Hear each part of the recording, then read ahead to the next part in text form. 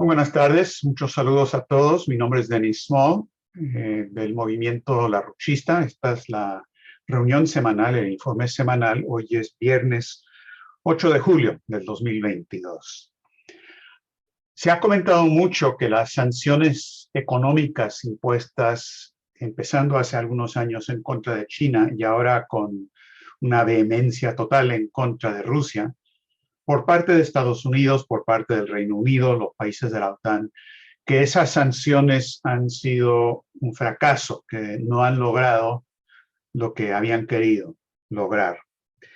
Yo estoy en desacuerdo con esa evaluación. Por lo siguiente, la intención de las sanciones, como parte de la estrategia global británica, angloamericana, ha tenido tres elementos. La primera intención de toda la política económica, en particular esto de las sanciones, ha sido desacoplar la economía física de China, Rusia, los BRICS, los países de la Franja y la Ruta, desacoplar eso del sector del transatlántico para que la integración económica no ocurra y que se desacople físico-económicamente con todas las consecuencias de lo que eso puede significar. Esa es la primera intención. Segunda intención de las sanciones ha sido la de reducir drásticamente la actividad físico-económica y la plataforma tecnológica en Occidente, en los países de Europa y en Estados Unidos. Y el tercer resultado que querían lograr era producir un resultado parecido con un desplome económico en Rusia, en China y demás. Ahora, si están logrando la primera intención, la de desacoplar las economías, y esto va a tener consecuencias genocidas enormes, sí están teniendo un gran éxito con la reducción de la economía física en Europa, en Estados Unidos, que es parte de la intención de la misma banca internacional. Donde no han tenido tanto éxito es en el aspecto de también querer destruir la economía de Rusia y de China. Pero esa es solamente uno de tres componentes de la intención general. Y hay que tener esto muy en mente porque tiene que ver con cuál es la evaluación que tenemos del cuadro estratégico en este momento. Esto es un poco como lo que siempre hemos comentado sobre las políticas del Fondo Monetario Internacional. La gente señala los lugares donde las políticas del FMI se han aplicado y han dicho, bueno, pero han sido un fracaso total, han destruido las economías en todos los países donde se han aplicado estas medidas. No funcionan. Pero el problema es que la intención ha sido exactamente eso. Sí han logrado lo que querían lograr. La intención principal de las medidas del Fondo Monetario nunca han sido ni son el cobro de la deuda. Claro, quieren cobrar la deuda si lo pueden lograr, pero la primera intención es garantizar que no ocurra ningún desarrollo industrial soberano con avance tecnológico en los países víctimas de las políticas. Entonces, las políticas del Fondo Monetario han sido totalmente exitosas desde la perspectiva de lo que realmente es su intención. Ahora, entonces, todos los que dicen, por ejemplo, haciendo un llamado al Fondo Monetario y a otras fuerzas políticas diciéndoles, señores, pero es que no entienden, es que los cadáveres no pueden pagar la deuda. Y eso es verdad, pero entre tener cadáveres y tener el pago de la deuda, el Fondo Monetario lo que quiere son cadáveres. Y no nos debe confundir eso, porque eso es lo que también está detrás de estas sanciones. Ahora, en cuanto a esta evaluación, quiero compartir con ustedes comentarios del presidente Putin de Rusia en una reunión en el Kremlin con los dirigentes de la Duma, es decir, del Congreso de Rusia. Es una evaluación muy larga, vale la pena leerla completa, pero hay algunas citas que van exactamente a este punto que estoy mencionando. Dice Putin, pudimos minimizar las consecuencias de las acciones poco amistosas y claramente hostiles de los países occidentales. De hecho, entendemos y sabemos Y vemos que estas medidas ilegales contra Rusia claramente nos están creando dificultades, pero no tan grandes como lo que los iniciadores de esta guerra relámpago habían querido. Claramente trataron de lograr más que simplemente pegarle duro a la economía rusa. Su meta era sembrar discordia y confusión en nuestra sociedad y desmoralizar a la gente. Pero aquí también fracasaron, ya que no les resultó nada y estoy seguro que nunca les resultará nada. Y luego sigue Putin. Si Occidente quería provocar un conflicto para avanzar a una nueva etapa en la lucha contra Rusia y una nueva etapa buscando contener a nuestro país, podemos decir que ha logrado hasta cierto punto eso. Desataron una guerra e impusieron las sanciones. Bajo condiciones normales, probablemente hubiera sido difícil lograrlo. La operación también significa el comienzo de una desintegración radical del orden mundial al estilo de Estados Unidos. Hoy escuchamos que quieren derrotarnos en el campo de batalla. Bueno, ¿qué puedo decir? Que traten. Todo el mundo debe saber que, en general, aún no hemos empezado nada en serio. A la vez, no estamos rechazando discusiones de paz, pero quienes las rechazan deben saber que mientras más siga, más difícil será para ellos negociar con nosotros. Eso a manera de evaluación de Putin, de la situación, y como él ha dicho ya varias veces, y es verdad, el peor resultado de las sanciones está en lo que está pasando en Occidente. Y esto es muy, pero muy cierto. Lo que estamos viendo, y esto es algo que quizás la mayoría de la gente no se ha dado cuenta todavía de lo que está pasando, pero hemos visto en lo que va de este año, sumado a lo que había estado ocurriendo en los últimos 2 o 3 años, un cambio tectónico, un movimiento de las placas tectónicas de la economía física a nivel internacional, donde los grandes flujos de la economía física mundial, de la densidad de flujo energético, de la plataforma tecnológica, han empezado a virar dramáticamente en dirección de los países del este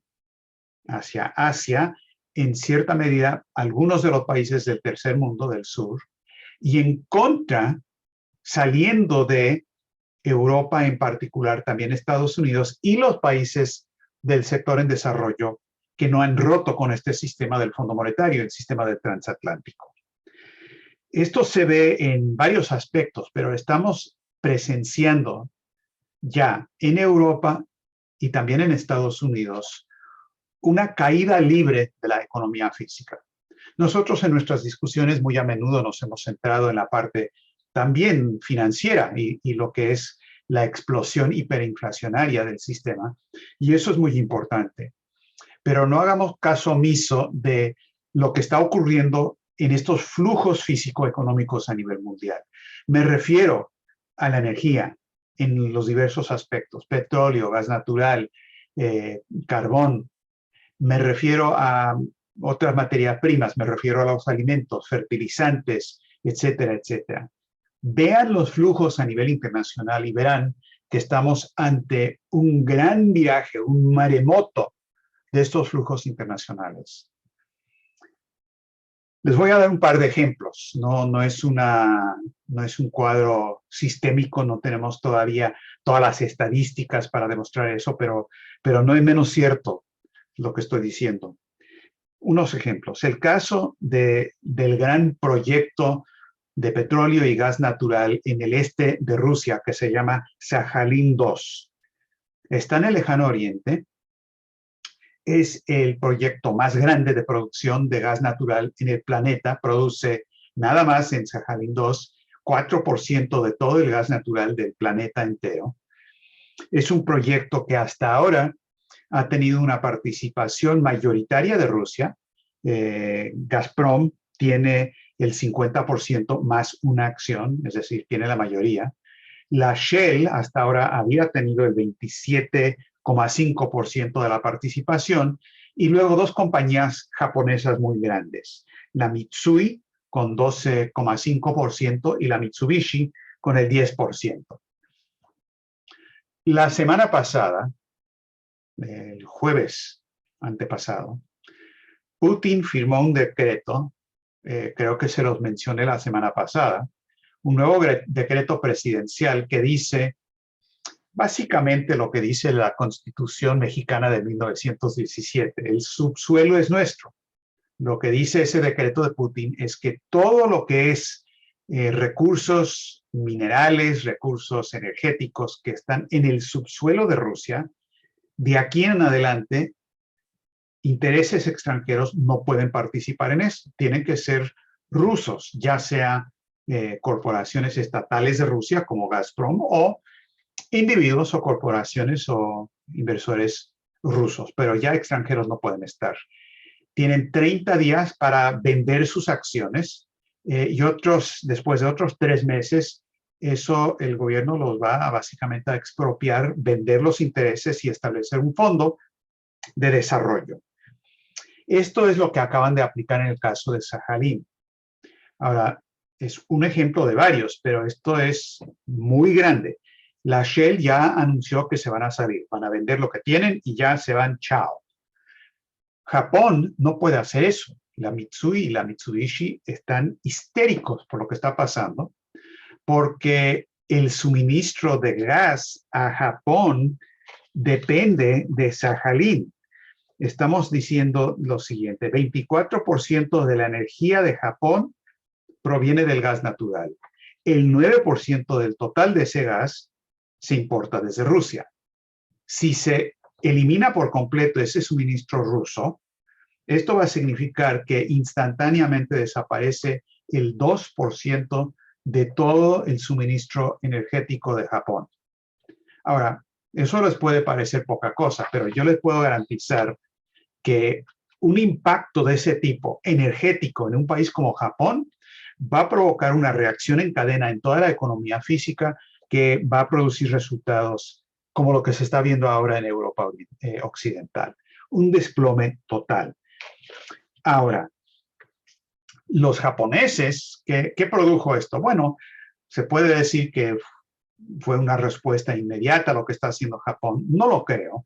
Yo creo que esto es una política ya de largo plazo de Rusia. Sin embargo, los japoneses, el gobierno de Kishida, un gobierno reaccionario pro-OTAN, que reemplazó a un gobierno, el de Abe, que se había reunido 27 veces con Putin. El gobierno de Abe había llegado casi a una negociación ya de paz para terminar con lo que era la Segunda Guerra Mundial. Nunca se ha firmado un tratado de paz. Estaban negociando todavía las últimas islas, etcétera, etcétera. Estaban en eso. Cuando lo reemplaza Kishida, un poco lo que es el mismo cambio que ocurrió en Taiwán con el cambio de gobierno allá unos años atrás. Entonces, Kishida es un provocador total de la OTAN. Entre las otras cosas que hizo Kishida el domingo pasado, es que anunció en un discurso que Japón va a hacer lo que hablaron en la reunión del Grupo de los 7, donde Janet Yellen, que es la secretaria de Tesoro de Estados Unidos, dijo de manera absolutamente imbécil, porque las otras palabras que tengo son peores que esa, pero una imbecilidad total. Janet Yellen dijo que los países del Grupo de los 7 vamos a poner un tope al precio que le vamos a pagar a Rusia por su petróleo. Ahora, claro, eso quiere decir que Rusia tiene que estar de acuerdo. Y por supuesto que no lo están. Kishida anunció que van a poner un tope, según lo que propusieron el Grupo de los 7, de pagarle a Rusia la mitad de lo que ahora es el precio. Al otro día respondió Medvedev, el expresidente, que ahora es el viceministro o vicepresidente del Grupo de Seguridad Nacional del país, y dijo, pues muy bien, lo que va a pasar en ese caso es que Japón no va a tener gas natural de Sajalín y el precio por barril del petróleo probablemente va a subir a 300 o 400 dólares. Y Rusia le va a vender a India, le va a vender a China y va a haber un cambio, como ya está ocurriendo, estos flujos grandes, estos cambios tectónicos que estoy diciendo.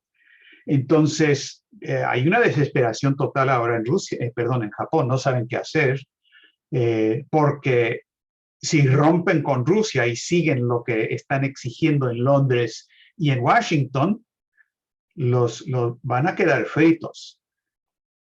Si no lo hacen, si no siguen las líneas de la OTAN, como ahora está diciendo Kishida, van a desestabilizar al país, van a crear un caos total.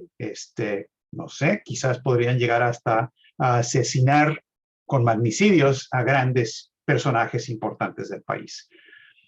No estoy diciendo que sabemos quién asesinó al ex primer ministro Abe. Lo que sí estoy diciendo es la respuesta a la pregunta más importante: cui bono, ¿quién se beneficia? ¿Cuál es la importancia de esto?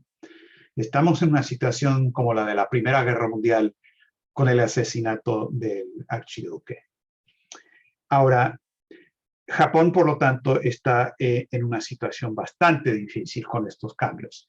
Ahora, la Agencia Internacional de Energía, que tiene base en París, forma parte de las organizaciones de la ONU y demás, anunció que para el año, de aquí a 2 años, el suministro de gas natural de Rusia hacia Europa va a caer en 55%.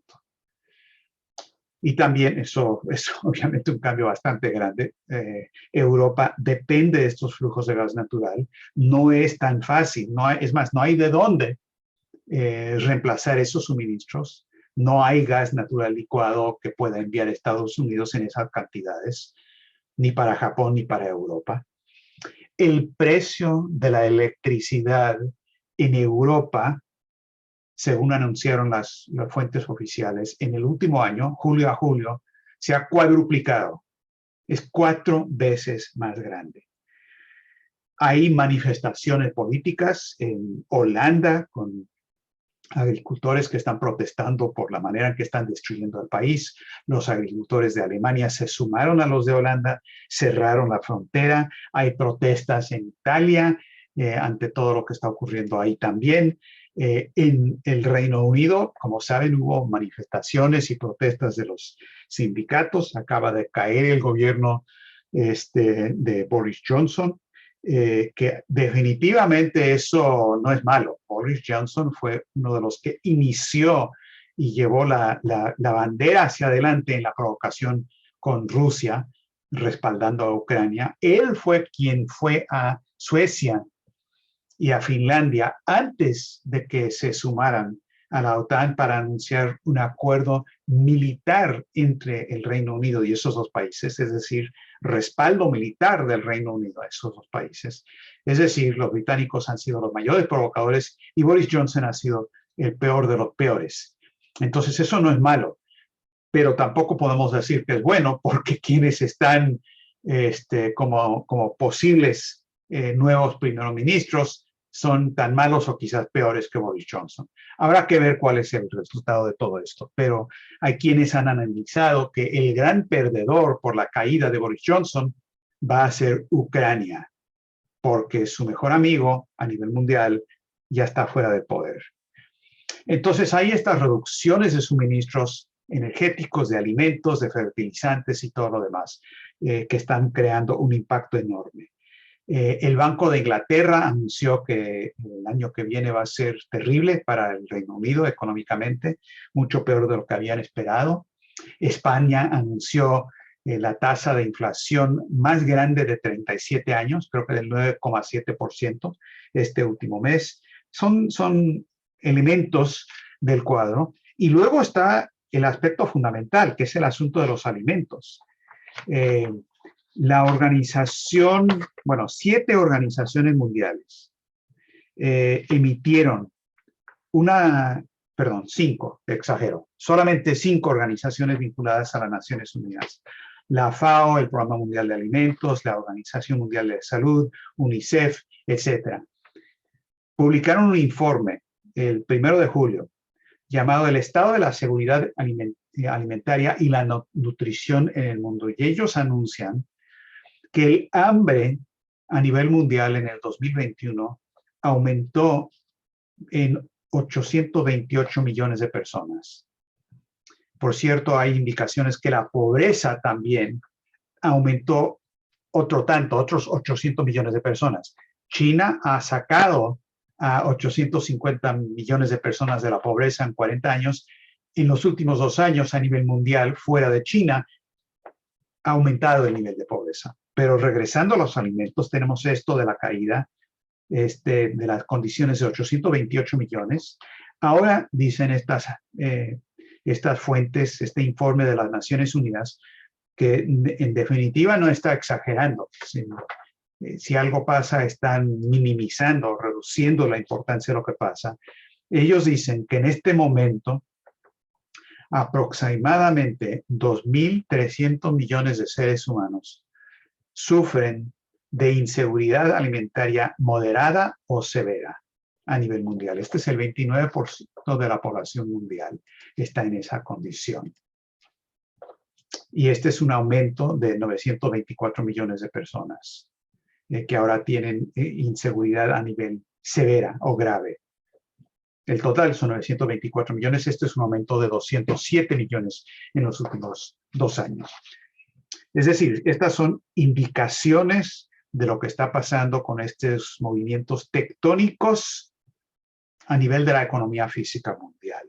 Ahora, todo esto tiene que ver con el peligro de guerra, como lo hemos denunciado muchas veces, porque el sistema financiero internacional que está controlando y provocando estos cambios tiene necesariamente que someter a Rusia y China y están con una política de confrontación nuclear. Ahora, esta semana, una fuente extremadamente autorizada de la OTAN, expresidente del Comité Militar de la OTAN, el general Harald Kujat de Alemania, que también fue el ex jefe del Estado Mayor de las Fuerzas Armadas de Alemania, del Bundeswehr, publicó un artículo a mediados de junio donde él dice que le ha causado gran preocupación el hecho de que Rusia haya simulado ataques con misiles Iskander, que pueden ser convencionales o nucleares, desde su enclave en Kaliningrado. Y dice, esto es un mensaje claro de los rusos de que están dispuestos a responder si seguimos provocando de la manera en que lo estamos haciendo con la idea de lanzar un ataque táctico nuclear en territorio europeo. Y dice que él tiene indicaciones de fuentes rusas muy calificadas, en particular Sergei Karaganov, quien fue asesor de Yeltsin y también de Putin, y nos consta que sí tiene una relación cercana con Putin. Lo que dice Karaganov es que la evaluación de Rusia es que si llega a haber un conflicto en Europa, que lo más probable es que Estados Unidos no saldría a defender a Europa. Ahora, nosotros no estamos diciendo que eso es cierto o que no es cierto. Lo que estamos diciendo es que esta es una denuncia extremadamente grave del nivel de peligro que se está viviendo en este momento, por la manera en que todo está escalando en este aspecto.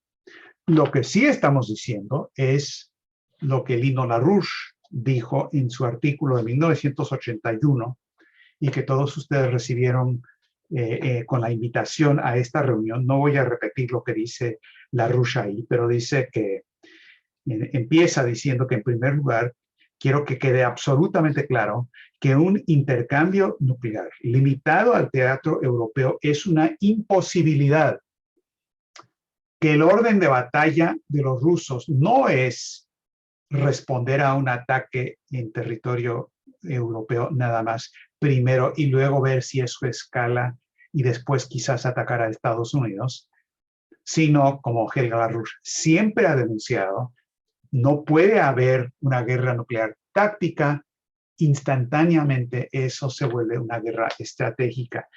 Y LaRouche lo dice 40 años atrás, dice, cualquier ataque nuclear sobre el territorio soviético conlleva un bombardeo nuclear inmediato sobre el territorio de Estados Unidos.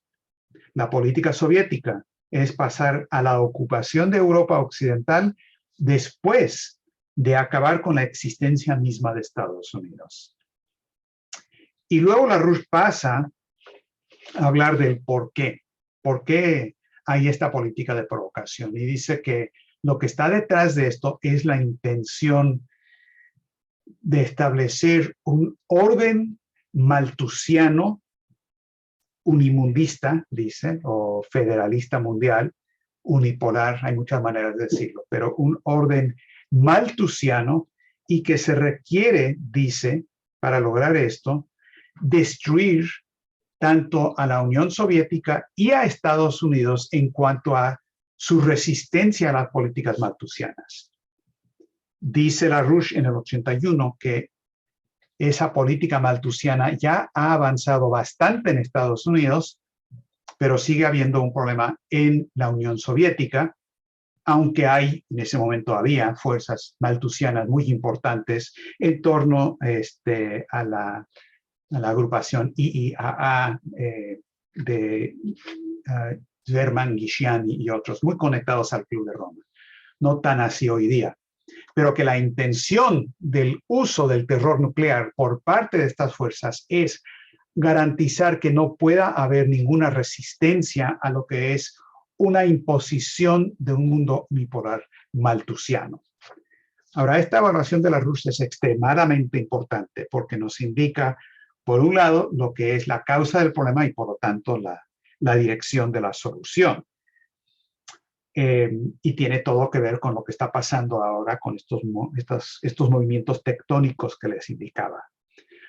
La reunión de los grupos de los 20 simplemente fue una expresión de esta misma división a nivel mundial. Los chinos, los rusos y sus aliados están avanzando muy rápidamente en la coordinación económica. Wang Yi tuvo reuniones ahí con Lavrov, muy importante con Jaishankar, el canciller de la India, donde los dos acordaron que se tiene que establecer un sistema de seguridad mutua y pareja o igual entre los dos países. Ahora, ellos tienen tensiones grandes, sin embargo, eso es exactamente lo que la OTAN no aceptó de Rusia, ese tipo de relación de seguridad, donde los intereses de seguridad de los dos lados se mantienen y se defienden. Y eso es la declaración final que sale de la reunión de Wang Yi con Jaishankar. También se reunió con Cafiero de Argentina. China respalda la entrada de Argentina a los BRICS. Esto es bien importante, vamos a hablar un poco más de lo que está pasando ahora con Argentina y otros países, pero quería indicarles que este movimiento ya está ocurriendo de ese lado, en términos de la integración. Putin se reunió con su propio Corporación Unida de Granos en el país, donde establecen que están produciendo granos, azúcar y todo, con un precio no definido por los mercados spot. Explícitamente no le están haciendo caso a la bolsa de Chicago, sino que están estableciendo precios y acuerdos a largo plazo con precios fijos para los aliados y los países con los que negocian acuerdos. Turquía le está comprando granos a Rusia pagando en rublos. Rusia se ha vuelto el proveedor número 1 de fertilizantes a la India. Es un cambio grande y se está volviendo rápidamente el principal proveedor de petróleo a la India y a China, reemplazando a Irak, Arabia Saudita y otros países. Ahora, y en todo esto, en este cuadro que les acabo de describir, ¿qué pasa en Iberoamérica? Bueno, aquí hay algunas cosas importantes que quiero señalar. Primero, tenemos la salida forzada del ministro Guzmán, ministro de Hacienda en Argentina. Esto es muy importante en cuanto a la situación de Argentina como tal, obviamente, porque Guzmán ha sido el principal promotor del acuerdo con el Fondo Monetario Internacional y claramente Cristina y los cristinistas, los kirchneristas ejercieron poder político para forzar la dimisión de Guzmán, donde Alberto Fernández había aceptado el acuerdo con el Fondo Monetario y demás. Pero yo quiero recomendar la siguiente evaluación. Esto tiene una importancia todavía mayor respecto al cuadro iberoamericano en el siguiente sentido. Guzmán es uno de los principales agentes en Iberoamérica de Joseph Stiglitz. Joseph Stiglitz, premio Nobel en Economía, es uno de los principales enemigos del desarrollo económico industrial del continente. Él se dice crítico del Fondo Monetario, pero es uno de los principales promotores de la descarbonización, de la reducción de la plataforma económica y energética del continente, y él está a favor de acuerdos negociados con el Fondo Monetario Internacional. Stiglitz protestó por la salida de Guzmán, diciendo que esta es una terrible lástima, y es lógico que lo hiciera porque Guzmán forma parte de una tríada de los principales agentes de Stiglitz para Iberoamérica, que todos trabajaron en un grupo en la Universidad de Columbia, donde Stiglitz ha sido profesor, que se llama la Iniciativa para el Diálogo sobre Política Pública.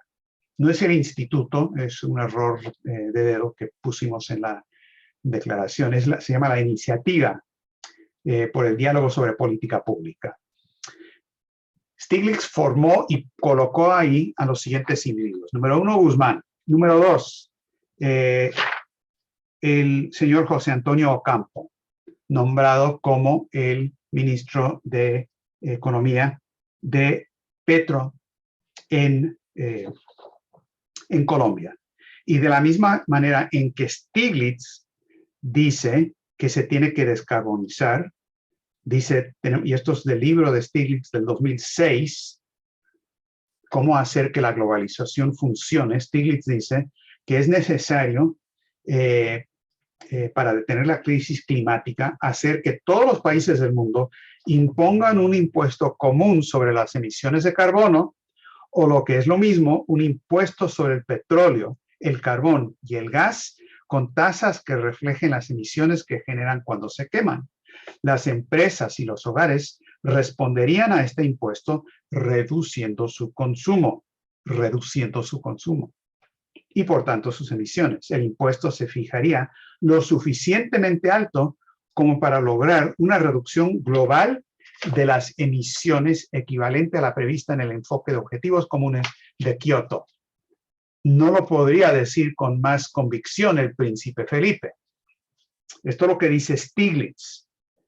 No nos debe sorprender el que Ocampo y Petro también son grandes promotores de esta idea de la descarbonización, no solamente para Colombia, sino que Petro dijo en una entrevista que le hicieron recientemente si él formaría parte de un eje progresista en América Latina con México, Argentina, Chile y ahora Colombia y quizás Brasil en el futuro. Lo que dice Petro es, bueno, esto tiene dos fases. La primera fase es la de los combustibles fósiles. Dice, pero todo eso se derrumbó. Ahora toca abandonar la economía de fósiles, desligarnos de petróleo, carbón y gas y cimentar el desarrollo sobre la base de la producción y el conocimiento. ¿Qué producción y conocimiento sin hidrocarburos? Bueno, eso es otra cosa. Y él dice, para mí no se puede construir ninguna visión progresista de la sociedad sobre la economía fósil, porque la economía fósil es la muerte. Hay que plantearse un nuevo modelo de desarrollo en América Latina. Claro, no está hablando de la energía nuclear o de la fusión nuclear, está hablando de un eje diferente, un eje tipo Stiglitz, en contra de la franja y la ruta, en contra de lo que la RUSH siempre ha propuesto, en contra de lo que son los BRICS. Y Stiglitz hasta hace una semana tenía a Guzmán en Argentina, Ocampo en Colombia, y es muy interesante, hay una tercera persona que se llama Stephanie, voy a encontrar el nombre aquí, Stephanie Griffith Jones, que es coautora con Stiglitz y Ocampo de un libro, y también participaron los tres en un diálogo de la Universidad de Manchester. Ella también es de este grupo de Yale, la iniciativa de Stiglitz. Entonces, Griffith Jones, Ocampo y Stiglitz son una triada, y ella es asesora del gobierno de Boric en Chile. Entonces, lo que significa la salida de Guzmán es un golpe a una estrategia por parte de los británicos y de Washington de tomar el fermento que sí existe en el continente y canalizarlo en la dirección de Soros y Stiglitz. ¿Por qué digo Soros? Por dos razones. Primero, uno de los principales financistas de esta iniciativa para el diálogo sobre política pública de Stiglitz en Columbia, la Universidad de Columbia, es George Soros. Y lo digo también porque me consta que Stiglitz ha traído a Soros a reuniones privadas con dirigentes de los bancos centrales, ministros de finanzas de Latinoamérica. Stiglitz está tratando de lavarle la imagen a Soros, un poco así un narcolavado, para que la gente acepte eso y acepte el dinero de Soros, con todo lo que significa eso en cuanto a la legalización de las drogas. Entonces creo que estos acontecimientos iberoamericanos se pueden ubicar dentro del contexto internacional que acabo de mencionar, de estos cambios tectónicos en la economía física que estamos viendo y que tenemos que asegurar que el resultado no sea guerra termonuclear, sino la solución que Lyndon LaRouche siempre ha planteado, el nuevo Bretton Woods.